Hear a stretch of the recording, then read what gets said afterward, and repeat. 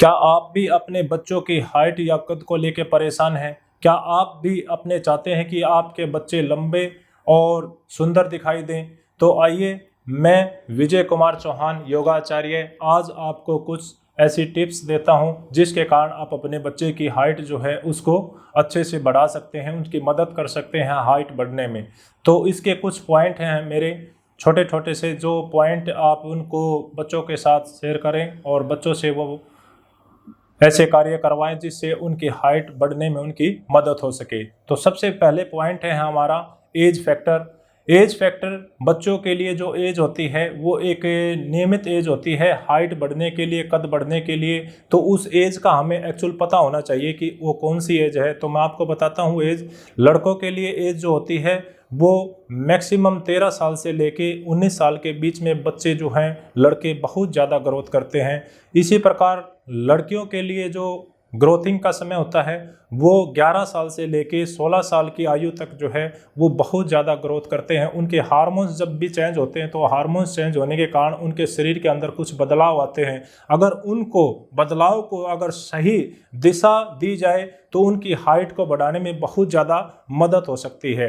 तो इस बात का विशेष ध्यान रखें कि बच्चों की आयु के कारण जो है, एज के फैक्टर के कारण जो है उनकी हाइट को हम अच्छे से बढ़ा सकते हैं। दूसरा कारण है बच्चों के अंदर व्यायाम और एक्सरसाइज। कुछ ऐसी व्यायाम और एक्सरसाइज के बारे में आपको बताता हूं जिनको आप रूटीन में अगर बच्चों से करवाते हैं तो उन बच्चों के अंदर बहुत ज़्यादा जो है हाइट बढ़ने के चांसेस बढ़ जाते हैं। जैसे सबसे पहले जो है हैंगिंग एक्सरसाइज। हैंगिंग एक्सरसाइज का मतलब होता है लटकना। जैसे बच्चा लटकता है, लटकने से उसके शरीर में, पूर्ण शरीर के अंदर खिंचाव होता है और उस खिंचाव के कारण जो है उसका शरीर फैलना शुरू हो जाता है। इसके बाद है कुछ योग अभ्यास क्रियाएं, जैसे ताड़ासन करना, त्रियो ताड़ासन करना, त्रिकोण आसन करना, इस प्रकार के चक्रासन करना, हलासन करना, ये सभी प्रकार के क्या हैं, हाइट बढ़ाने के योग अभ्यास क्रियाएं हैं। इन योग अभ्यास क्रियाओं को कर अपने बच्चे की हाइट को आप नियमित जो है आप इनको अपनी दिनचर्या में लाएं, उनकी मदद करें, हाइट बढ़ा, उन बच्चों की हाइट जो है वो बढ़ सकती है।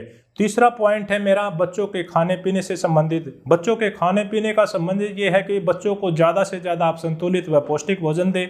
जितने भी बच्चे इस एज के होते हैं उन एज के और ग्रोथिंग के अकॉर्डिंग जो है उनको ज़्यादा से ज़्यादा प्रोटीन की आवश्यकता होती है। बच्चों को प्रोटीन के लिए आप उनको नूडल्स ना दें। उनको नूडल्स की जगह आप 2 मिनट में, जब आप नूडल्स बना सकते हैं तो 2 मिनट में आप उनको एक हल्का सा, जो हमारे घर के अंदर, सभी घरों के अंदर जो है अनाज होता है, मोटे अनाज जिसको दलिया बोलते हैं, आप 2 मिनट के अंदर आप उसको दलिया बना कर देते हैं तो उनकी हाइट में और उसके प्रोटीन में बहुत ज़्यादा इंकरेज करता है। ठीक है। और इसके बाद उसको ज़्यादा से ज़्यादा जो भी मौसमी फल्स होते हैं, फ्रूट्स होते हैं, वो मौसम के जो फ्रूट्स और सब्जियां हैं ज़्यादा से ज़्यादा उनको खाने के लिए दें तो उनकी हाइट बढ़ने में उनकी बहुत ज़्यादा मदद करते हैं। तीसरा पॉइंट है मेरा उनका सामाजिक वातावरण। सामाजिक या पारिवारिक वातावरण। सामाजिक और पारिवारिक वातावरण से संबंध है बच्चों के स्ट्रेस से, यानी कि तनाव से। बच्चों को तनाव मुक्त रहना चाहिए, ज़्यादा से कम जो है उनके शरीर के अंदर तनाव रहना चाहिए। तनाव के कारण बच्चे जो है अपनी दिनचर्या नहीं बना पाते हैं, जिसके कारण उनकी ग्रोथ जो है वो रुक जाती है।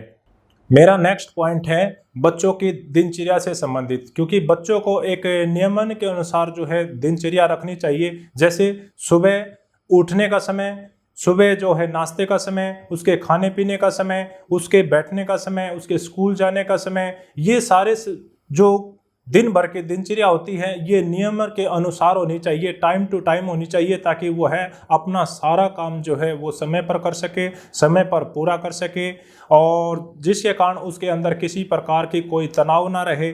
खाने पीने से संबंधित अगर वो समय पे बच्चा अगर खाता है तो उसके जो शरीर के अंदर ग्रोथ है वो कंटिन्यू, उसके शरीर के अंदर सारी विटामिन्स, मिनरल्स वगैरह जो भी उसको चाहिए वो पर्याप्त मात्रा में मिलते रहेंगे।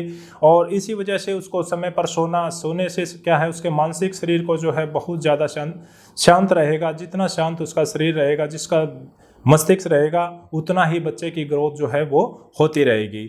और इसी के साथ जो है आपने अभी तक अगर हमारा चैनल गोहाना मुद्रिका प्लस अगर सब्सक्राइब नहीं किया है तो प्लीज़ सब्सक्राइब कीजिए और इसको ज़्यादा से ज़्यादा शेयर कीजिए। धन्यवाद।